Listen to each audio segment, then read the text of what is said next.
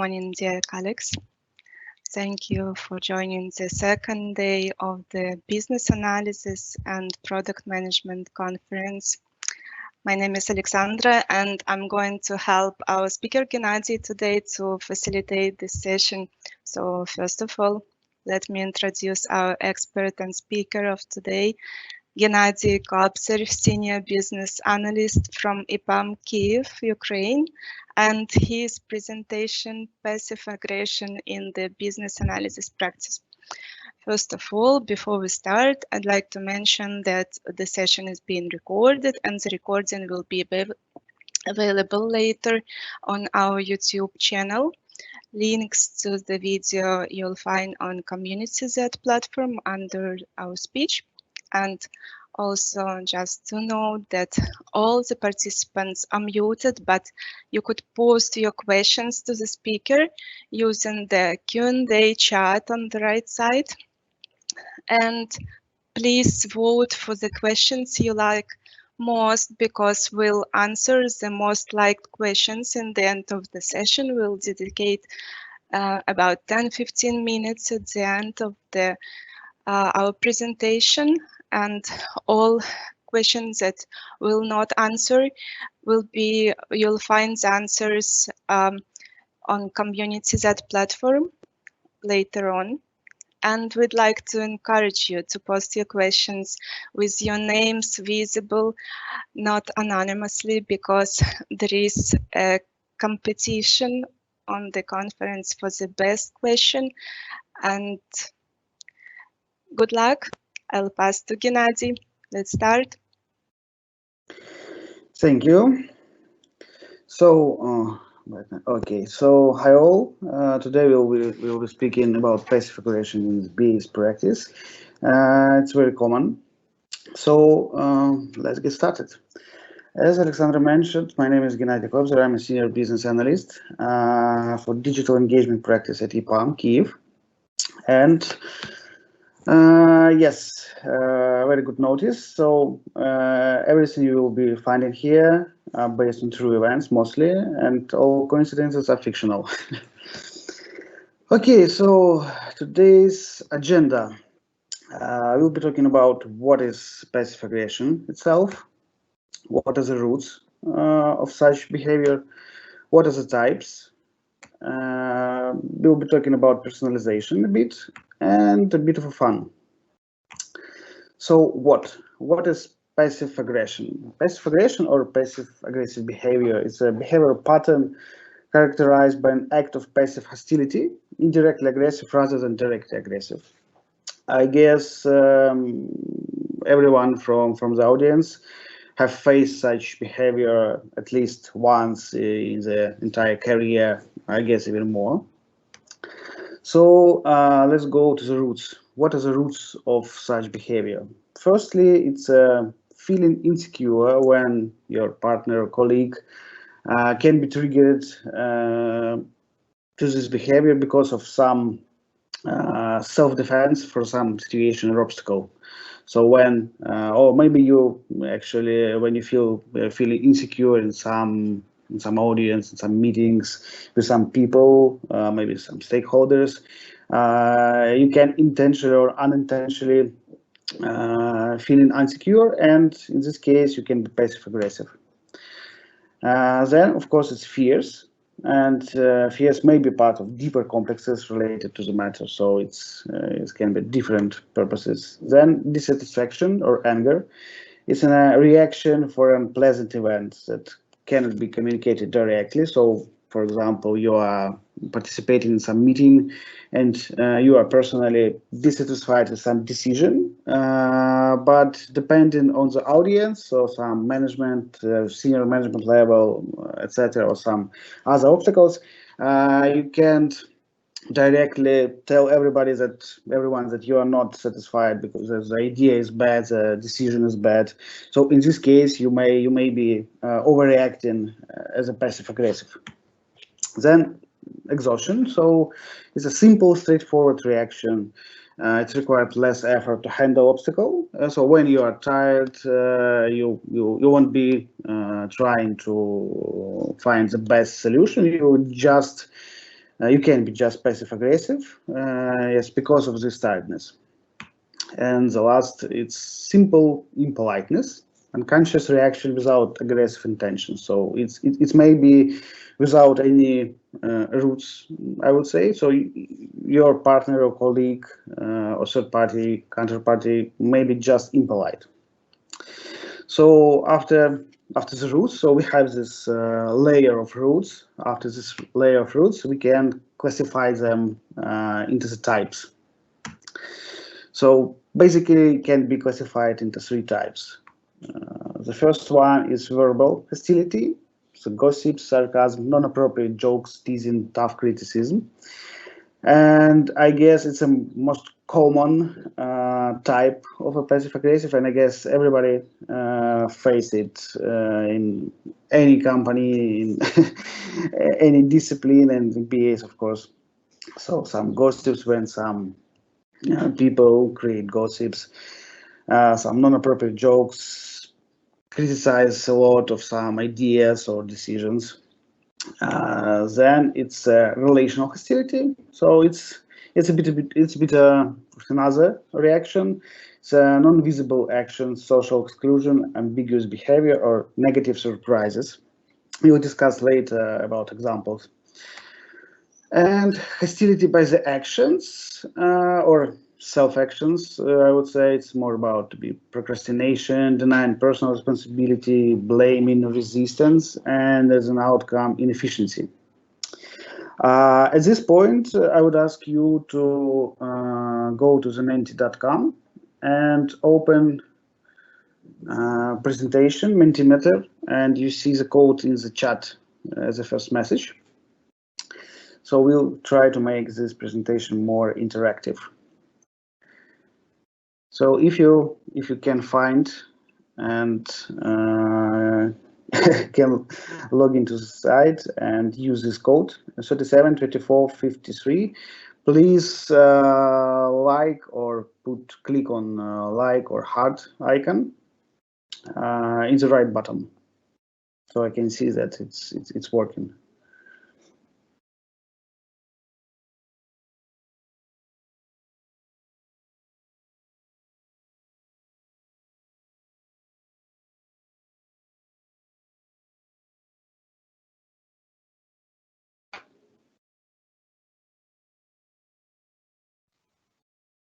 Gennadii, it says that the question is not open for voting, and we are waiting for the presenter to open it. No, that's nice. Why it's not open? Should be opened. Okay, let's try this slide.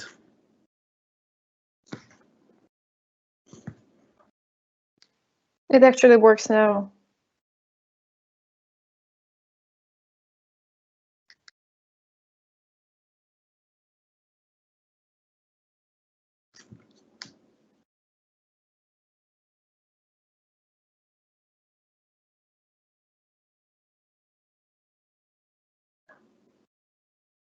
Yeah, so it's working.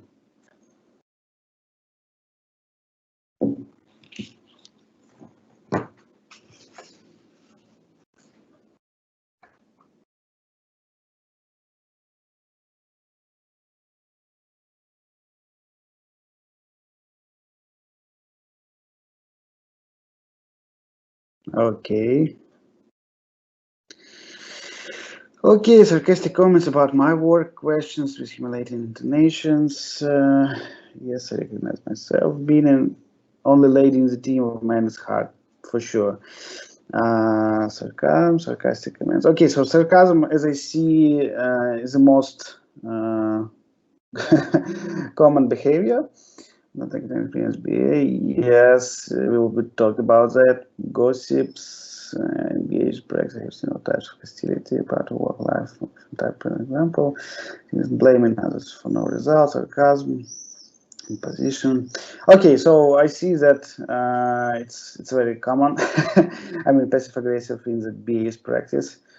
Swearing, judgment of product owner, unpleasant jokes, procrastination is the worst scene. Okay, yes, so audience is working, I see, yeah, it's very, some projects, what experience. Okay, so let's continue. So we discussed that we have 3 types. I mean, it's not a full list, but it's very common and basic ones. And let's discuss in detail in example. So as a verbal hostility, let me move this window. Yeah. So you can see it's an example, it's a screenshot from Duolingo application, and their marketing department decided to write it like this. If you leave, you might just never be able to reach your full potential in life. It's a reaction when customer decided to disable its account, and it's sort of a passive aggressive as well. And what situation when you can face it? Usually, it's not the all lists are not full because it's a huge amount of situations. So it's just the basic ones taken from my personal experience in different projects and different companies. So the first one, company, vendor, and client, 3-way collaboration, in which vendor representatives may feel insecure trying to settle their big position, and in this case, from the vendor perspective, you can be feeling these acts of passive aggression towards you, and usually towards some company rather than client. Then it can be business intervention, so it's lack of involvement, lack of domain knowledge, along with BA's elicitation techniques. So I'm talking about when there is some solution in you as a BA working with some client, with some business, and the people are not well prepared or have some gaps in their knowledge. And you as a BA trying to elicit more, you are asking a lot of questions, creating some interviews, meetings, calls, etc. But business are not well prepared, and he or she may feel insecure because you're asking too much questions. In this case, you may face this passive aggression reaction that it's not your business or something like that. And team intervention, so it's an expectation mismatch, different level of excellence. It may be when there is some level of expectation in the team, and different team members have different level of excellence, different skills, different knowledge, and such intervention can be also as a trigger for passive aggressive behavior. Then relational hostility, and as an example in this picture, what a surprise you are showing here. So it's some acts when, for example, you have a meeting and some participants shouldn't be there because of some reason, I don't know. So you have a meeting with your team and product owner, for example, shouldn't be there for some reason, but he is showing up there just to show that shows an act of protest, I would say. Yes, so it's I'm not supposed to be here, but I will be here, so you will see that I can be a Protestant. So situations where it can be occurred. So yes, the same team interventions, better relationship within a team, improper way of positioning.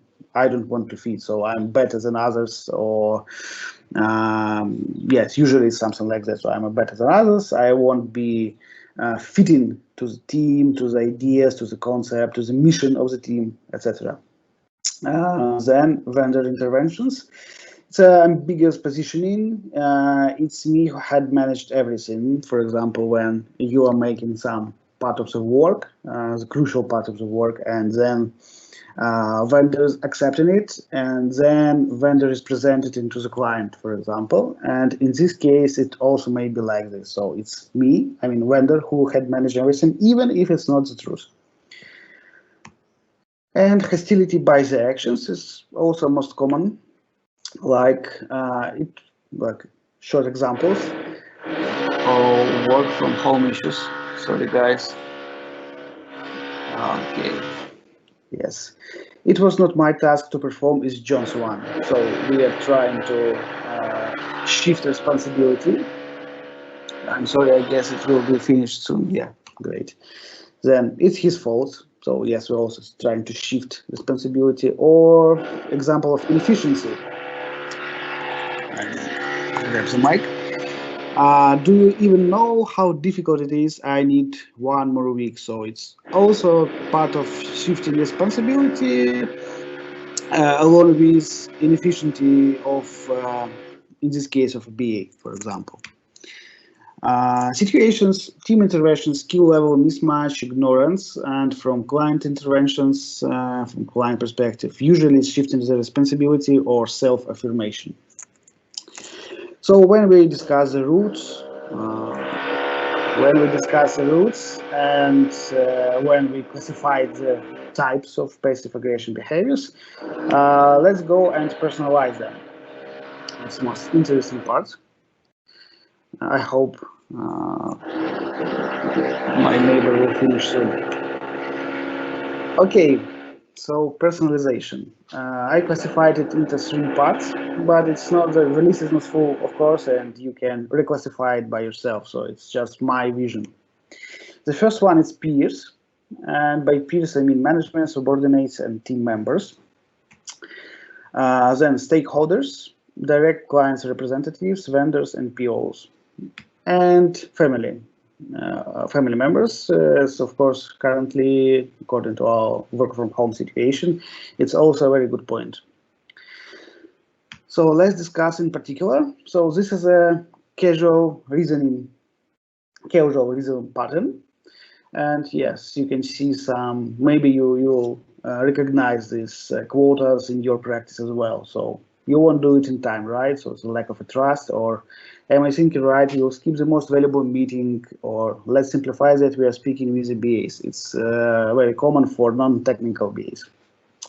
And the pattern itself starts from skills gap. So if you have not enough skills, not very hard or soft, or maybe domain knowledge gap, in this case, the team or peers, in this case, yeah, they may think about, did he or she understand well?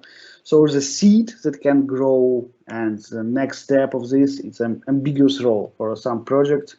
You as a BA, or the idea of the project and the management of the project couldn't recognize the BAs as a separate role. That's why you may perform different tasks, so your role is ambiguous.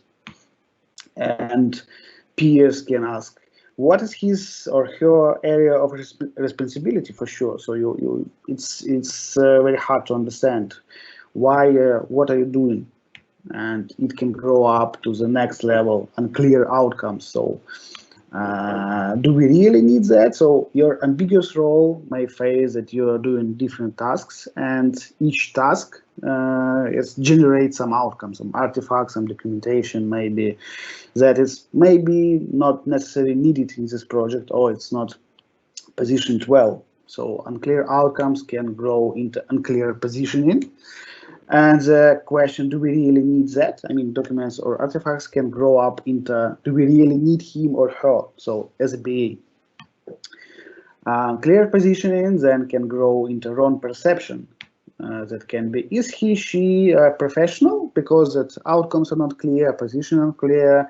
Your peers may ask, are you a professional? I mean, it's not a clear or direct question to you, but it's some thoughts of your peers. And the last, interpersonal hostility. So the wrong perception, when your peers may ask if he is a professional, it can grow up into the last level, interpersonal hostility. Do I like him or her? So it's like a personal mismatch because of all of these steps in this ladder. And in this case, yes, it's not a full list again, yeah, so it's maybe different rules and maybe different representation of each step, but this is a most basic one ladder where you can, from your skills gap or your uncertainty or project uncertainty, it can grow up into final interpersonal hostility when your peers wouldn't like you and try to be passive-aggressive, unconscious maybe. As a mitigation, so it's a, yes, also just my experienced vision, but it may be different for your particular case, for your project, let's say for your company, or maybe for your country as well, because you have different mentalities in different parts of the world. So the first one is broadcast your role. So you need to show your presence. You need to tell everybody that you are a BA. You should implement this task. You should create this documentation. And as an outcome, you need to set clear expectations of your work. So everybody should understand what to expect from you. And then you should create sort of a flow, yes, or some correlation between outcomes and values, so that your role, your expectation, your outcomes, they're generated for some reason, yeah, so it's some value from it. And then, of course, you need to define the area of your responsibility, and in some cases it may be crucial and very important to level up. It's not only certifications, but certifications. It's a in case of recognition, easiest way. So, for example, when you're a newcomer for some project, and for example, the project had never been working with BAs, it's very difficult, even if you're experienced BA, and it takes some time to show up that you are important team member and your work is important. And it takes, for example, from week to months, and in some cases, maybe several months. And certifications may help, not always, but may help to show that you are sort of a professional in advance. So it would set some clear expectations that, okay, this guy has some certification, so maybe he's a good guy, so we'll take a look. And with that, it may be easier to fit in the team and set this proper expectation and broadcast your role. Then, stakeholder causal reasoning pattern. Yes, we have the same. Wrong communication pattern. It's a problem of most projects, I guess, in all companies. So the idea beneath, did he or she really ask me that? So in this case, it's relational mismatch. For example, when a BA is talking to some senior management or some stakeholder from the client's perspective, did not recognize this BA as some endpoint to discuss. Maybe there was not proper communication on the client side, that there would be some guys called BAs that would be ping you all the time, writing you the emails, calling you all the time. And it can be disturbing to the client because of this wrong communication pattern. So it should be established well for both sides, I mean, clients and companies and maybe vendor side. Then it can be, of course, wrong processes. Why did he or she ask me that? So yes, the processes should be established well. Wrong established processes can cause this interpersonal hostility because of wrong processes. You are working not as expected from client's perspective, and you can even not know it. And it's very crucial to establish proper processes. Then lack of trust, of course, it's a very common problem. I have doubts on his or her skills level, and yes, it maybe take some time to establish this proper level of trust, or some other activity should be performed, but it's a very, very common pattern. Then wrong functional cooperation, of course, wrong people, wrong time. Yes, it may be, I don't see the sense, or I have more important things to do. In this case, it may be that it's not your fault, not fault of the processes. In some cases, yes, it's processes.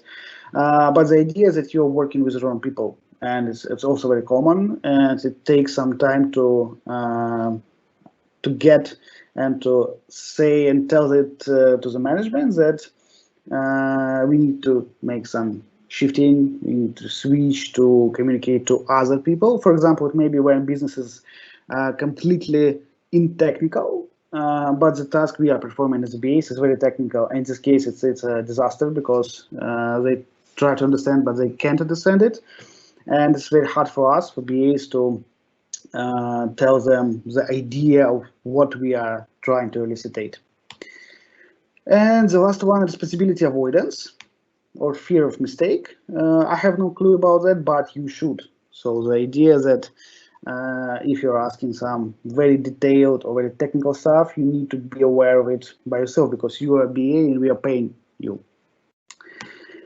As for mitigation, okay, of course, this is a list. Yes, it can be very, very different for each unique situation, but it's some generic ways to establish it. The first one, challenge the way you earn trust. Yes, so we need to understand that we are working with different mentalities, different countries, different people, different expectations, and of course we all have different values. Even if we are working on the same project, we have different values. In this case, yes, you need to consider that and try to be flexible in terms of working with different people and trying to find the proper way for each class. I mean, not for each person, but so it's also a good point. But at least you need to understand some basic national mentality, not issues, but some circumstances. Then find a proper way to make a job. Yeah, flexible approach, and you need to be flexible and find the better way to succeed in some particular task. And the next point, it's challenge the people and ideas. Your style of work causes wrong perception, and people are not properly assigned. Yeah, it's a very common situation, and it's a very common and very good solution when you, for example, you're working for some project for a year maybe or for 2 years, and you get used to some style of work, so style of documentation, style of meetings, calling, some communication patterns are established well because it's 2 years, and then you are shifting to another project and you get used to use this style of work, but new people, new team are not well glad with your style of work, and it's a seed for a conflict. In this case, you as a BA, you need to be flexible. You need to understand that yes, it may be good for you, and you succeed with this style of work within the last 2 years, but currently new people, new situations, new approaches, new reality, and you need to shift and try to be flexible and to adapt your style of work for new people, for new team.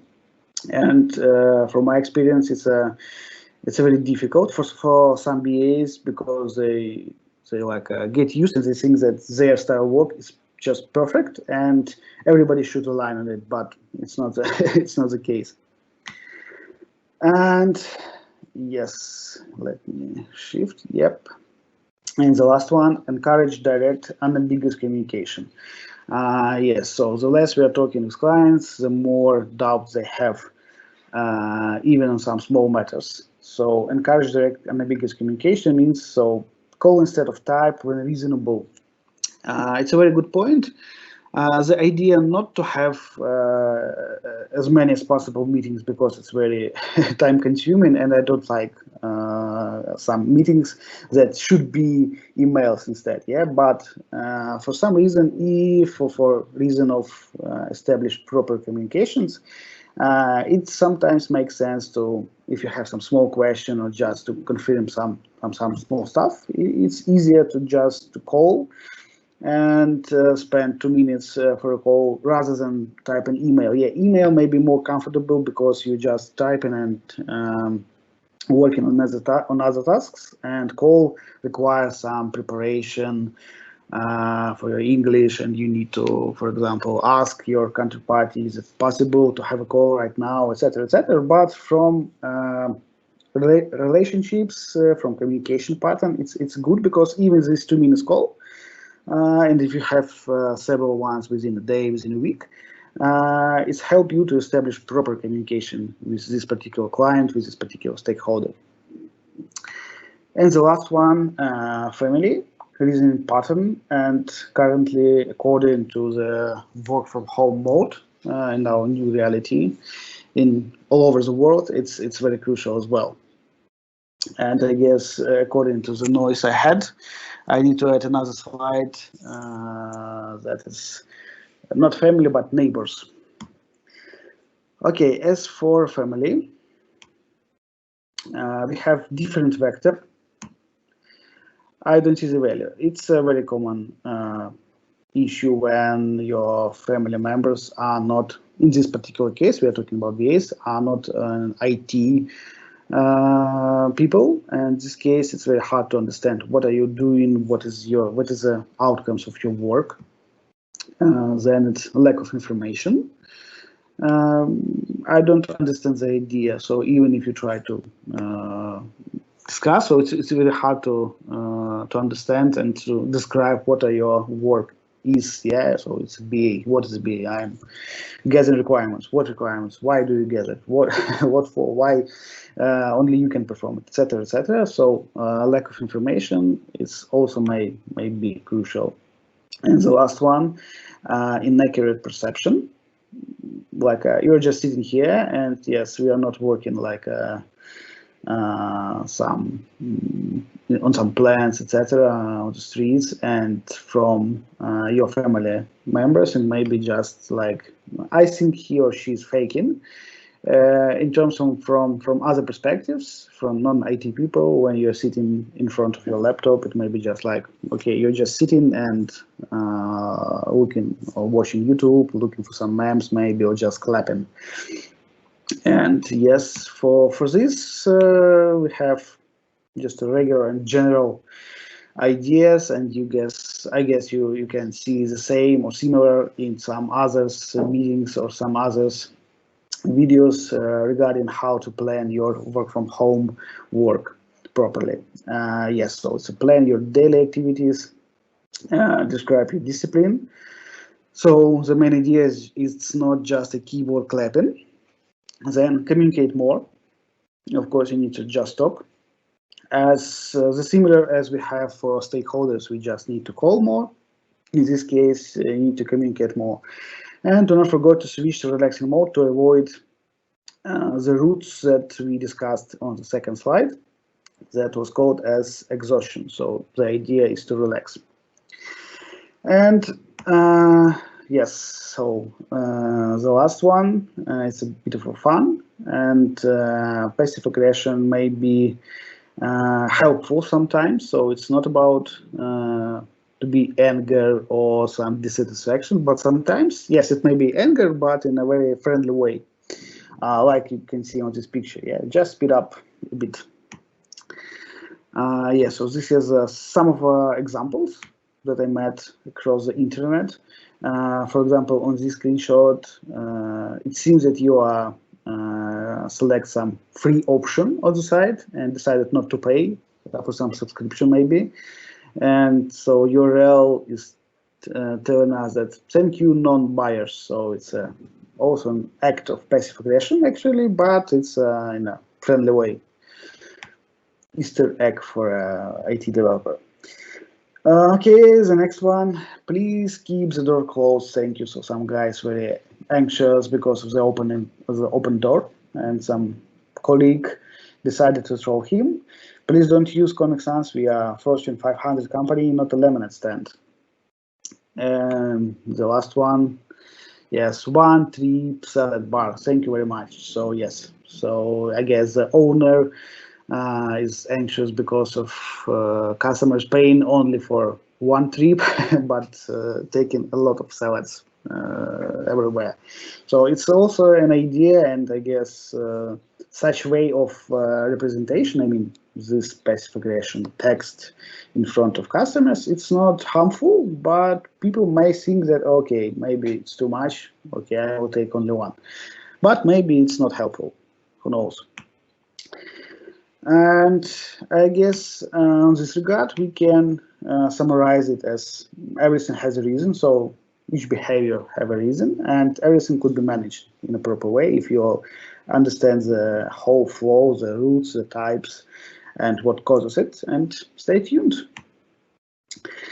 Okay, I guess we can finish on this regard and move to Q&A session. And don't forget, guys, that the secret word for this presentation is smart.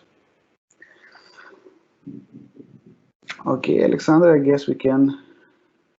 Gennadii, thank you very much for the meaningful presentation. I think this question you raised, passive aggression, we face not only in our everyday life, but at work, and we got a bunch of questions about this. So I will start with the most voted question, and I will read it for you. So, how to ask to stop interrupting you when you are talking? Some people are so impatient and just do not let you finish your thought. You need to be passive aggressive against this guy who is interrupting you. Yes, it may be helpful actually. Yes, it's there was some article, I guess, with some statistics that you need 20 minutes in order to accumulate all the thoughts within your idea. So, of course, even in the BA practice, when you are trying to gather all the things, some technical stuff, you are thinking about it, and there's some guys coming through and asking, okay, let's go to drink some coffee, or maybe can you advise something to me, or do you like my new phone, or do you like my new socks? And it's just a question for 10 seconds. Yeah, so you spend 5 seconds to listen to this question and maybe 5 seconds to respond. Yes, it's a good phone, thank you. But then you need again 20 minutes to accumulate all the thoughts within you. So it's, yes, it's very disturbing. And for asking to interrupt you, it's very difficult. Of course, if you're working in the open space, it's very different. And there is maybe several useful points. The first one, you need to gain a reputation of a guy who is very angry when you are disturbing, or maybe you need to print some note, like a passive-aggressive note that please don't disturb me in this period of time. So just ignore me, avoid me, etc., etc. And if it's a particular person, so everything and every team member is fine with that, and only one from them usually trying to be very persuasive against you, you may just talk to him or to her and try to tell that it's not a good idea. Please stop. And yes, more general way, just to broadcast it to every team member. And currently, according that we are working from home, it's more complex, but maybe from some perspective it's easier because you can discuss it with your family members. And but if it's small kids, yes, it's more difficult. So I have no understanding how to stop interrupting your kids from your work. So something like that. Thank you very much. The next question: how to ask people to be more polite, at least to sound more polite? Some colleagues ask questions in such a manner, like they're blaming you. Yes, it's a very common situation. I guess in each team that is more than 3 or 4 people. So it's became not like a family, it's kind of like a more, like a team. And in each team we have at least one team member that seems like impolite in this case. I guess, everybody has some guy, and it depends actually. So the idea that if you are polite, it's very hard to tell to impolite guy that he need to stop and he need to change his way of working. And as I previously mentioned, as for example, if he or she worked for some project with such behaviors, with such impoliteness, and he or she seems that it's good because it's worked for me, it's very difficult to persuade him or her that it's not a good idea. In this case, I don't know. There's no generic idea how to prevent it. Yes, you just talk maybe. If it's very very bad way, you may escalate it within your company, within your management, solid line management, etc. So it depends. But the better idea is just to talk, try to persuade the guy that it's not a good way to play like this. Or the last option, to try to be impolite against him. It's not a good idea, but sometimes it works. When people see that that from your perspective you are also impolite, you are not blaming, but try to blame, for example. Sometimes people start thinking that why? So it's something that's not good, and maybe it will be helpful to understand and self-assign to see that yes, maybe it's better to stop and to change our relationships. But the most generic idea is to try to understand the roots, why it is impolite, because you need to understand the reason. Maybe it's what we are talking about. Oh, sorry. Maybe it's what about we are talking in our presentation. It's some interpersonal hostility because of several reasons. So maybe you are not well experienced, you are not clear positioned, and this causes that this particular person just dislike you for some reason. And you need to understand the roots, and when you get the roots, it would be easier to manage it. Yeah, so something like that. Okay, as I understood, the most important is to not hide your feelings, but to show it up. Right? Yes, if you will hide it, it will be difficult for you, particularly, and you will be tired, yes, and burnt out. It would be worse later. Yeah. This passive aggression. Okay, next question. Igor is asking. It's so large question, big question. How to handle passive aggressive behavior, especially from customer side. So this is the reason why we met today to discuss how to handle passive aggression. Yeah, so the whole concept of my presentation is to create some patterns of flow. That the first you need to understand the roots, then you need to understand the type, and then try to mitigate it. So depending from customer sides, usually as we discussed, so it's something related to lack of trust, maybe wrong processes or wrong communication pattern, and you need to try to select maybe the proper one for your situation, or try everything and try to establish proper communication in this case. So if it's a lack of trust, you need to gain some trust. If it's a wrong processes, you may, if you see that there's wrong people, wrong processes, wrong ideas, wrong timing, etc., you may try to think about how to make it proper and to escalate to your management. Maybe it's, yes, maybe you're not alone. Maybe it's good time to change the processes and try to establish proper communication. Maybe it's something within you, because we have, I saw some examples when BAs can be yes, sort of impolite maybe in some terms. So yeah, so it's a wrong communication pattern from our perspective, from BA perspective, but he or she may not understand it properly and think that it is on customer side, and customer just responds accordingly. He sees some anger and he responds the same way, but the idea that the roots was not on customer side, on our side. So yes, it's you need to understand and be fair for you personally. And yes, so you need to check, find the roots, find the type, and then try to mitigate one by one or in a common idea. So maybe just you need to communicate more with the client. Maybe you need to gain some experience to show the proactiveness in some cases. Yeah, so maybe you are not proactive as much.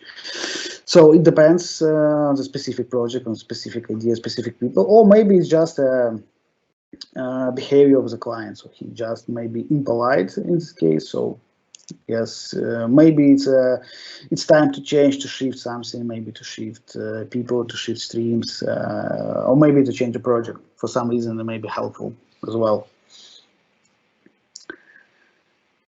So I hope I answered your question. So there's no particular magic wand, so you can, and it's ready. So we finished. We can forget about it. So it's a hard work but if you're a BA, it's a common decomposing feature of your discipline. You need to decompose, to understand, to solve the puzzle, and then try to implement it in life.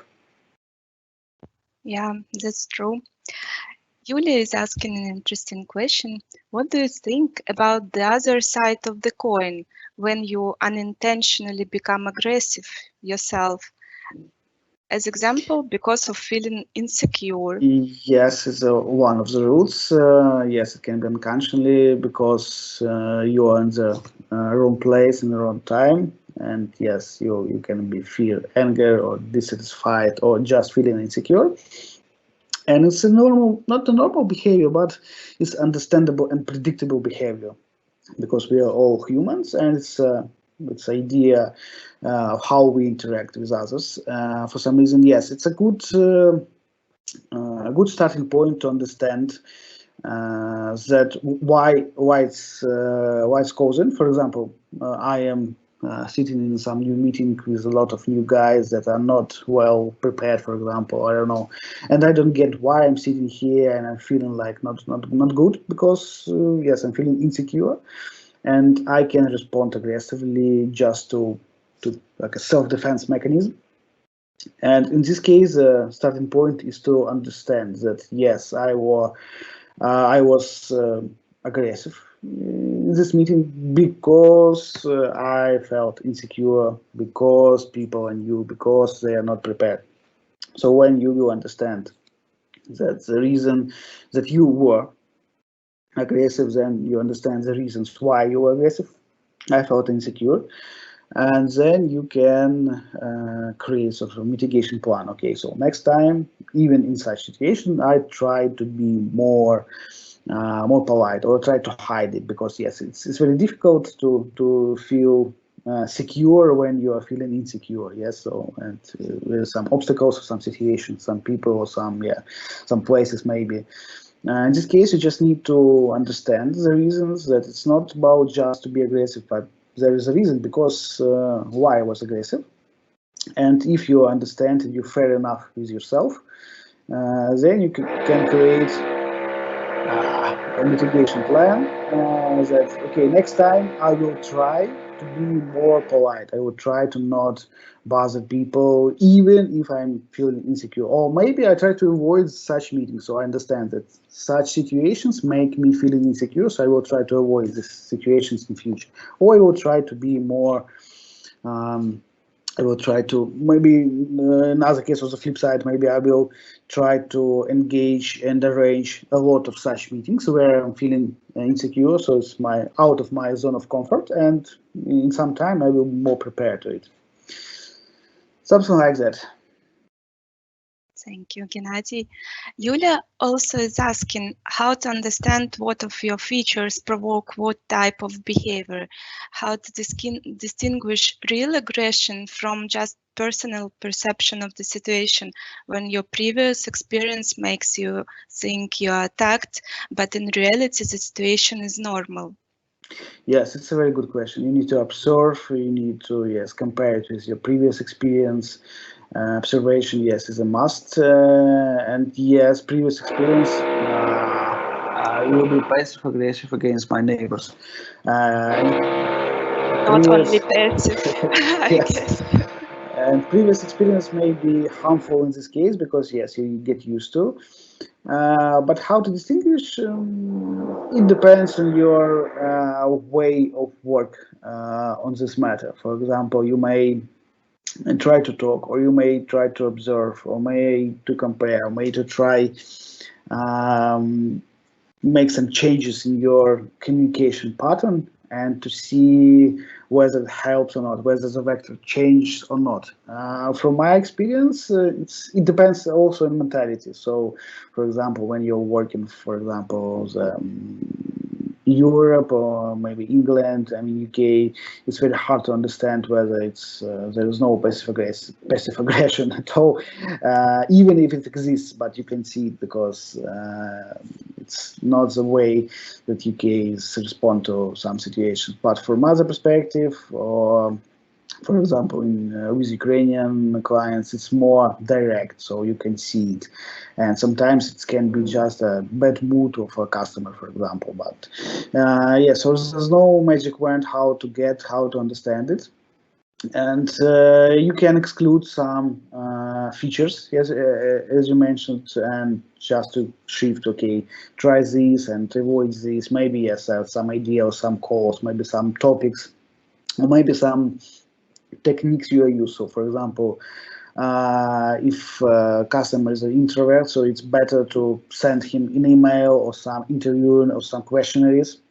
It would be more than enough. But you are trying to make a lot of calls, meetings, and makes him not comfortable, and it is provoking such behavior. So he can't just tell you that, okay, stop it.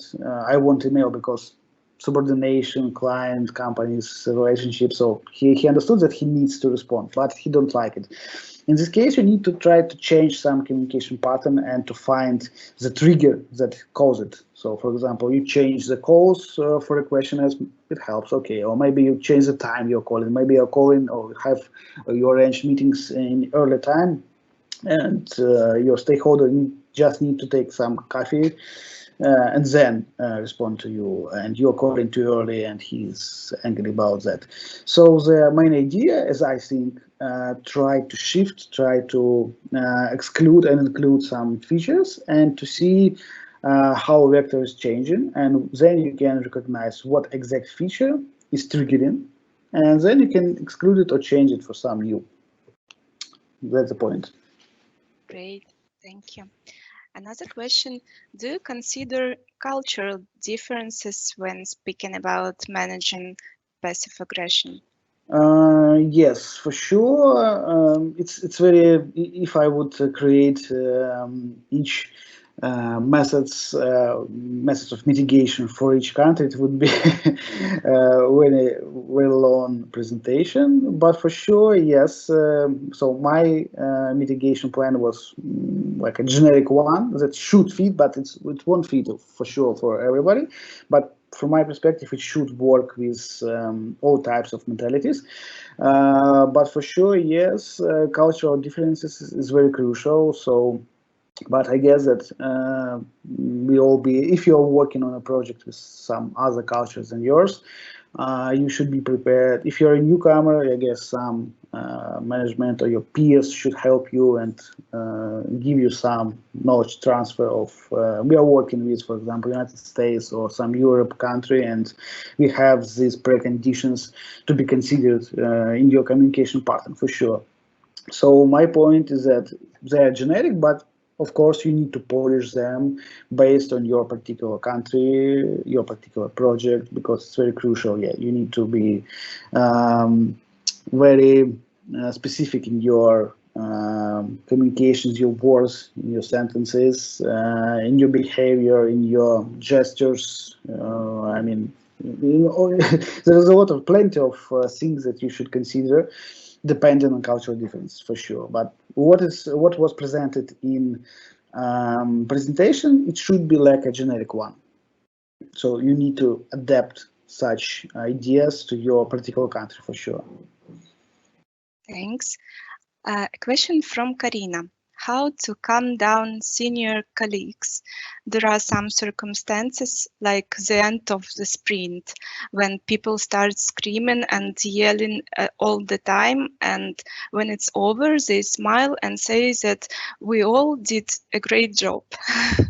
Yes, I don't think that it can be changed for sure. Yes, it's a common idea because the deadline's demo day, and you should just to be very persuasive. Yes, sometimes people are screaming, and yes, you need to understand that it's not. I guess this particular case, it's not about.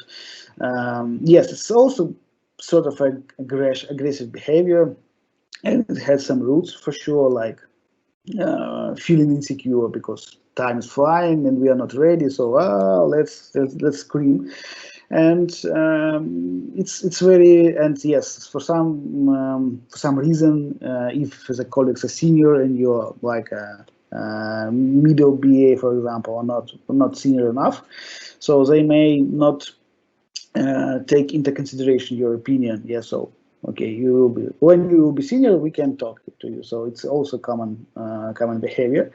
And this case, I don't think we have external trigger deadlines, and it's very difficult. And I guess it's not a task for you to make a psychology analysis and try to give them an idea that you need to be calm, etc., etc. So you may escalate it or try to talk, of course, or you may just to get used to. So just ignore that.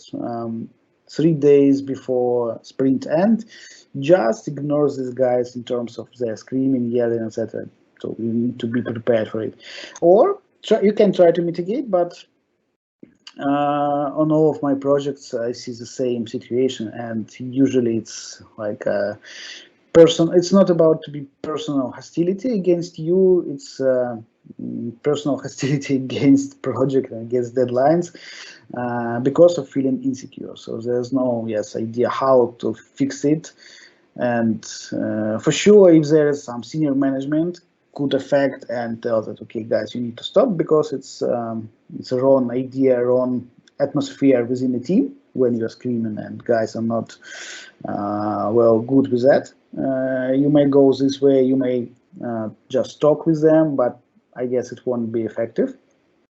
Or you just can ignore it and just get used to, okay, we have 3 days when the burning point is up, but on the Monday it would be fine. So you have 3 options to choose from. Thank you, Gennadii. And we have 2 more minutes before the end of our talk. The last question from Tomasz. How can I recognize that I'm acting in a passive-aggressive way? You can download my presentation afterwards, open the type slide and print it as a checklist. And when you are feeling, or when somebody talking to you and trying to calm you down, or feeling that something is wrong, you can double check. Oh, okay, seems like I am doing something wrong.